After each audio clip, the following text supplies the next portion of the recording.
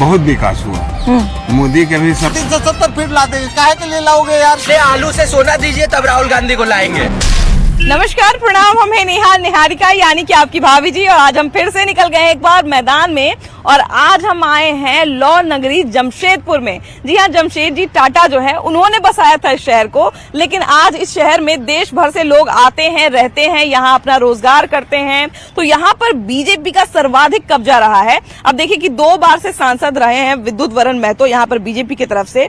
पिछली बार 2019 में जो है वो चंपई सोरेन को हराए थे, हालांकि उस बार तो समझिए लकीर रह गए, कि झारखंड के सीएम ही बन गए। लेकिन इस बार एक तरफ विद्युत वरण महतो है, तीसरी बार मैदान में उतरे हुए हैं, दूसरी तरफ समीर महंती हैं, है ना। और वो जो है वो मजबूती से टक्कर तो दे रहे हैं, लेकिन जहां तक बात की जाए इतिहास की बात की जाए, इस लोकसभा क्षेत्र के इतिहास की बात की जाए, तो वहां पर जो है यहाँ पर कभी भी 3 बार लगातार किसी ने जीत हासिल नहीं की है और किसी ने हैट्रिक नहीं लगाई है। तो हमको लगता है कि विद्युत वरण महतो पर एक ये भी थोड़ा सा दबाव रहेगा कि क्या वो फिर एक बार ये इतिहास बना पाएंगे कि नहीं बना पाएंगे। और ये जो है वो देखने वाला विषय होगा, क्योंकि यहाँ पर देखिए कि तमाम तरह के मुद्दे हैं, यहाँ क्षेत्रीय मुद्दे हैं, राष्ट्र के मुद्दे हैं। लोग ये भी देखते हैं कि अंतर्राष्ट्रीय स्तर पर देश का कितना विकास हुआ, अंतर्राष्ट्रीय स्तर पर देश कितना आगे बढ़ा। तो चलिए घुमाते हैं आपको जमशेदपुर, आइए। दीदी ये बताइए कि आपको कौन सी पार्टी अच्छी लगती है, आपका काम कौन से नेता ने किया? मेरा अपना खुद का माने हम लोग का जमशेदपुर में जो हम लोग देख रहे हैं महिला लोग, हम लोग पढ़ी लिखी तो नहीं है, लेकिन इतना जरूर जानते हैं कि जब भी सुख दुख में हम लोग का खड़ा हुआ है, श्रीमान बन्ना गुप्ता जी ने किया, चंपाई सोरेन जी ने किया, अब उनके बीच में जो समीर महंती जी ने आया, वो भी करने के लिए राजी भी है और कर रहे भी, बुला रहे, तो जो पहचान भी नहीं है उनका, लेकिन फिर भी आ रहे हैं। लेकिन एक जो बाहरी भीतरी वाली थोड़ी सी लड़ाई है वो यहाँ पे भी देखने को मिलती है। कहीं नहीं है, नहीं कहीं नहीं। ऐसा तो नहीं है ना कि बाहर के जो लोग हैं वाली भाभी है? जी हाँ। वाह वाह वाह, बहुत खुशी हुआ। कैसे हैं आप? हाँ बहुत खुशी। अच्छा, टीवी देखते हैं? हाँ। अच्छा ये बताइए कि यहाँ पर जमशेदपुर में कितना विकास हुआ 10 साल में? बहुत विकास हुआ। मोदी के भी समय में टाटा कंपनी का भी विकास हुआ है अच्छा, लेकिन एक आदमी 10 आदमी को खुश नहीं कर सकता है, प्रत्येक व्यक्ति को, लेकिन पहले से बहुत अच्छा। झारखंड में इतना तेजी से जबरन धर्म परिवर्तन क्यों कराया जा रहा है? वोट बैंक के लिए। वोट बैंक के लिए नहीं, वोट देंगे गरीब नेता लोग। एक सेकंड देखिए, ये लोग टारगेट किसको करते हैं? गरीब तबका को। गरीब तबका को क्या जरूरत होता है? मान लीजिए साधारण मेडिकल का भी उसको जरूरत पड़ता है, ठीक है, साधारण मेडिकल का भी, तो उसको थोड़ा सा मदद कर दिए। और सबसे आसान होता है हिंदू धर्म को परिवर्तन कराना।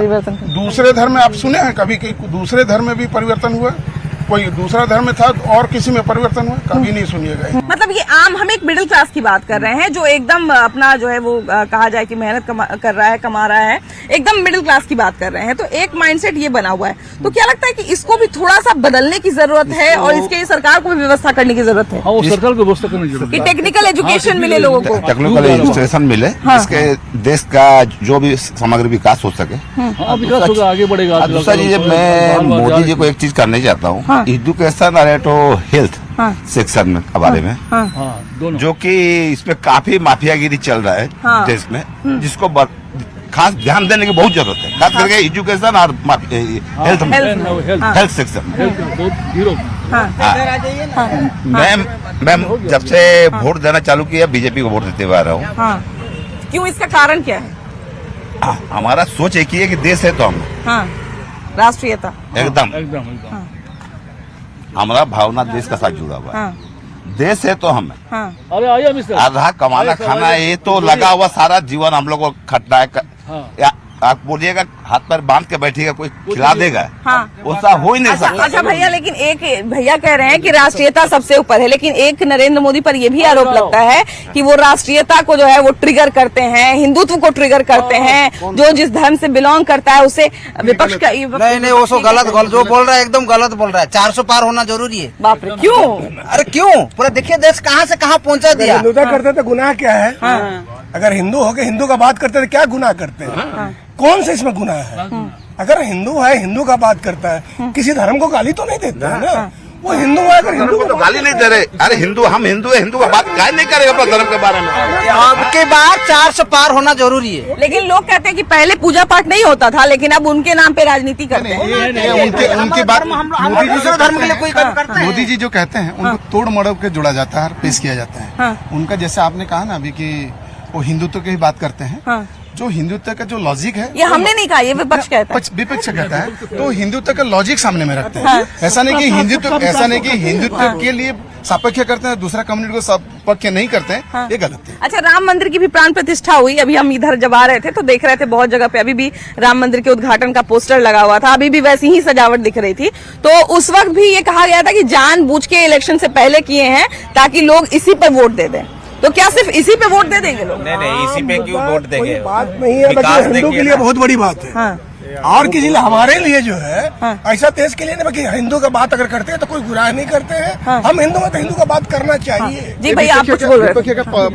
का मंदिर बनना चाहिए था, ये तो हमारा बहुत दिन से डिमांड था कि मंदिर वहाँ होना चाहिए था। और मोदी जी आए हैं तो मंदिर बना है। इससे पहले कोई पार्टी उसके बारे में कुछ बोलता भी नहीं था कि मंदिर बनना चाहिए। कहीं ऐसा तो नहीं है ना कि राहुल गांधी को फ्रंट पे रखते हैं इसलिए थोड़ा पीछे हो जाते हैं, क्योंकि राहुल गांधी का चेहरा लोगों को कुछ खास पसंद नहीं आ रहा है। पसंद नहीं आ रहा है। अगर राहुल गांधी की जगह कोई और रहते तो क्या लगता है कि विपक्ष और टक्कर दे पाता? ना नहीं। क्या लगता है भैया कि नेतृत्व की कमी होने के कारण विपक्ष थोड़ा सा पीछे हो जा रहा है? विपक्ष तो पीछे होगा ही, क्योंकि उनके पास तो कोई कॉम्पिटेंट लीडर कोई नहीं है। जो भी बोलते हैं तो वो जातिवादी के और इसके बात करते हैं। राजनीति के लायक नहीं है। एक भाभी जी करके करती है, वो आप ही हैं क्या? जी, वो पटना उटना में करती है। जी हाँ। तो अब आपके झारखंड में घूमने आ गए। हाँ, तो वही हमको लगा कि वही है। तो थोड़ा और टीवी पर तो आपका आवाज और बुलंद आता है। हाँ, बुलंद आता है। अभी ये भी रिकॉर्ड होगा ना, तो माइक पे अंदर में मशीन होता है तो बुलंद कर देगा अपने आप। देखिए मैडम, जो देश के लिए राजनीति करता हो, केवल देश के लिए उसको सपोर्ट करना चाहिए। देश के लिए राजनीति यदि 370 हटा के ये करके सब मोदी जी किए हैं तो उनको सपोर्ट करना चाहिए। हाँ, अच्छा, लेकिन अब वो कहते हैं कि 370 फिर ला देंगे। काहे के लिए लाओगे यार? क्यों लाओगे? फिर वहाँ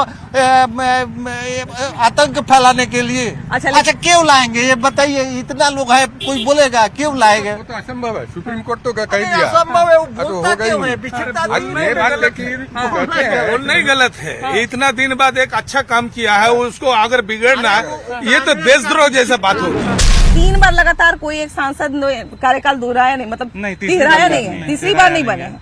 2 बार तो बन चुके हैं, लेकिन तीसरी बार नहीं बने हैं। तो क्या लगता है ये इतिहास बनेगा? मोदी की गारंटी है। रिजर्व है ये सीट।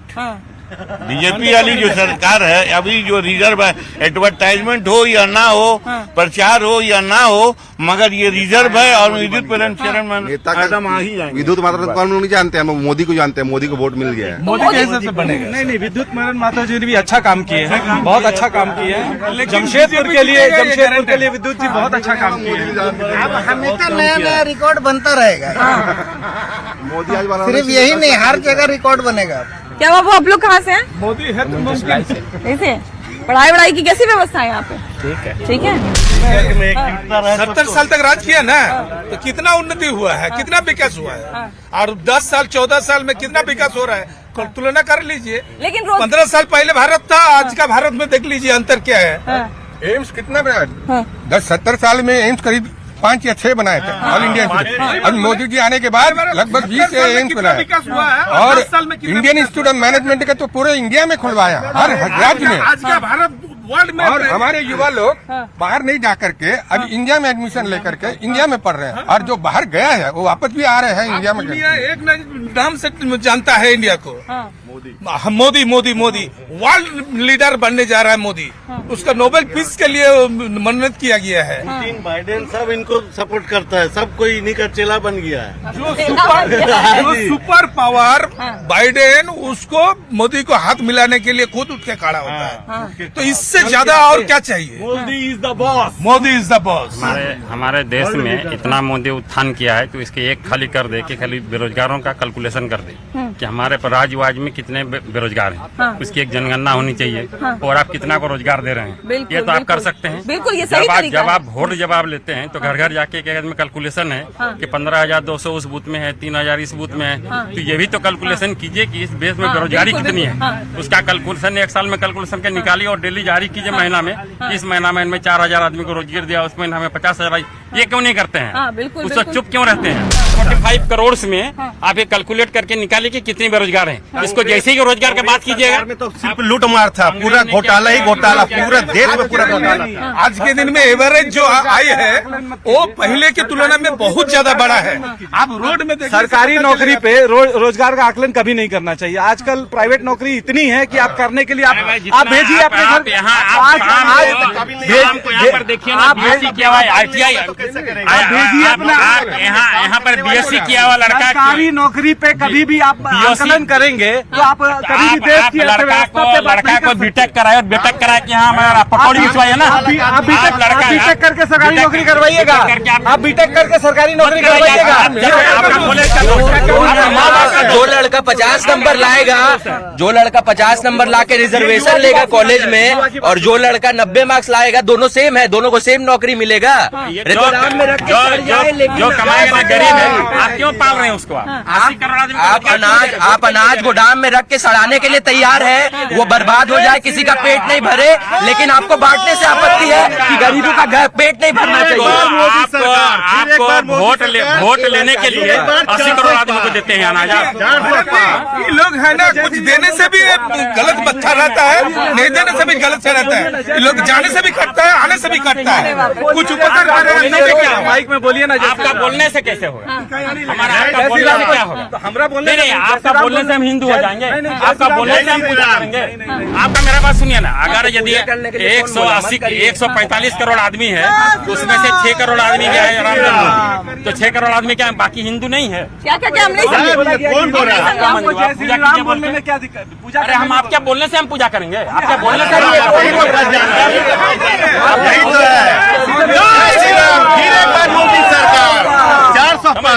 राहुल गांधी के भाषण सुने हैं ना, बोले एक झटका में गरीबी हटा देंगे। एक झटका में गरीबी पहले आलू से सोना दीजिए, तब राहुल गांधी को लाएंगे। अरे भाई 5 लाख मिला कि नहीं मिला? आपका आयुष्मान कार्ड बना कि नहीं? अरे हम क्या कहना है, बीजेपी का कहना है किसी को छोड़ेंगे नहीं और सबको हम अपने साथ जोड़ेंगे, यही तो बोला है। आयुष्मान कार्ड बनवाए कि नहीं बनवाए?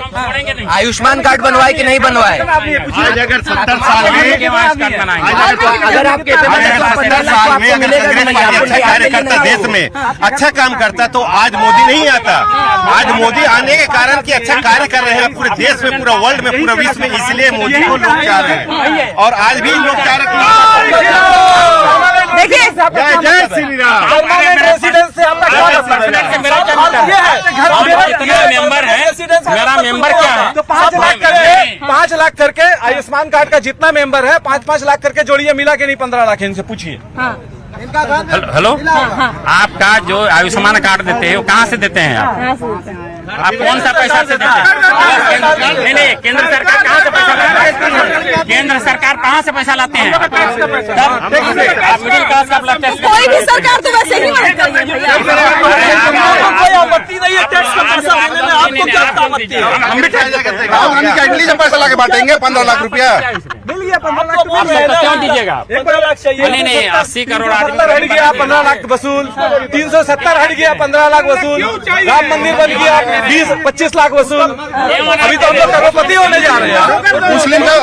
मुस्लिम महिला को मोदी ने कानून बनाया, आज मुस्लिम महिला सुरक्षित है। पहले राहुल गांधी, सोनिया गांधी के राज में असुरक्षित थी मुस्लिम महिला, मगर आज मोदी के राज में महिला मुक्त मुस्लिम महिला सुरक्षित हो गई है।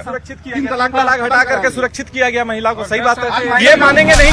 एक भी बम ब्लास्ट नहीं हुआ, नहीं तो 14 से पहले डेली बम ब्लास्ट होता था।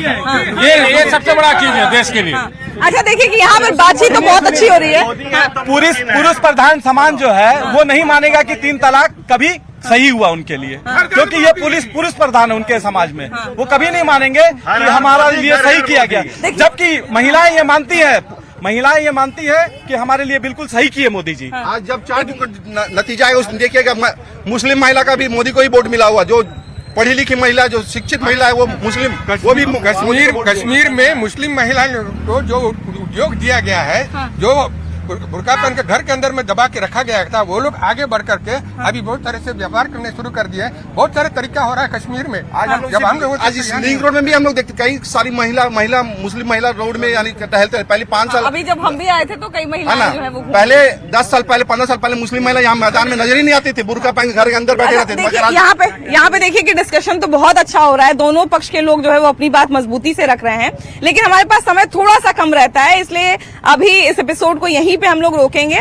ये था हमारा पूरा जमशेदपुर के लोग, हम लोग थे और तमाम तरह के मुद्दों से हम लोग जो है वो रूबरू हुए, तमाम तरह की बातें हमने की। 2 बातें जो मेरे समझ में आए वो ये कि केंद्र के मुद्दे को लोग ज्यादा देख रहे हैं और ऊपर में कौन बैठेगा इसको लोग ज्यादा देख रहे हैं। फिलहाल इस एपिसोड में इतना ही, अगले एपिसोड में हम लोग फिर से मिलेंगे एक नए मुद्दे के साथ, लेकिन तब तक के लिए बाय बाय।